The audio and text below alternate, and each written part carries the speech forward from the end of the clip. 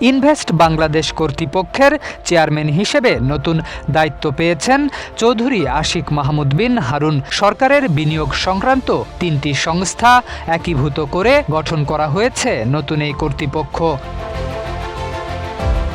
বাংলাদেশ বিনিয়োগ উন্নয়ন কর্তৃপক্ষ বিডা, বাংলাদেশ অর্থনৈতিক অঞ্চল কর্তৃপক্ষ বেজা এবং পাবলিক প্রাইভেট পার্টনারশিপ কর্তৃপক্ষ পিপিপিএ একীভূত করে গঠন করা হয়েছে ইনভেস্ট বাংলাদেশ। গত ২০ আগস্ট থেকে ইনভেস্ট বাংলাদেশ আইন ২০২৬ কার্যকর করে সরকার। আইন কার্যকরের পরদিনই নতুন কর্তৃপক্ষে চেয়ারম্যান ও সদস্য নিয়োগ দেওয়া হয়। এ সংক্রান্ত ৪টি প্রজ্ঞাপন জারি করে জনপ্রশাসন মন্ত্রণালয়।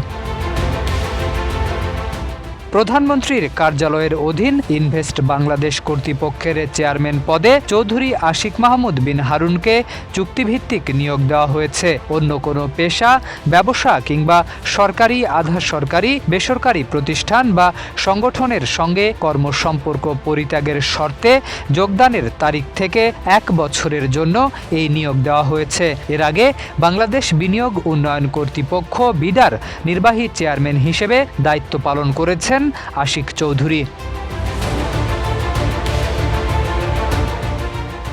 এদিকে ইনভেস্ট বাংলাদেশ কর্তৃপক্ষের সদস্য পদে অতিরিক্ত সচিব পদমর্যাদায় চুক্তিভিত্তিক নিয়োগ পেয়েছেন নাহিয়ান মাহমুদ রচি।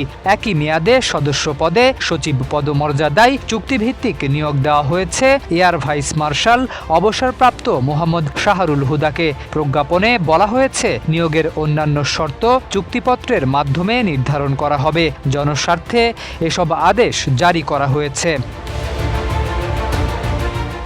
অন্যদিকে সরকারি কর্মচারী হাসপাতালের মহাপরিচালক আব্দুর রাজ্জাক সরকারও নতুন দায়িত্ব পেয়েছেন। অতিরিক্ত সচিব থেকে সচিব পদে পদোন্নতি দিয়ে তাকে ইনভেস্ট বাংলাদেশ কর্তৃপক্ষের সদস্য হিসেবে নিয়োগ দেওয়া হয়েছে। শরীফ উদ্দিন, ইত্তেফাক নিউজ।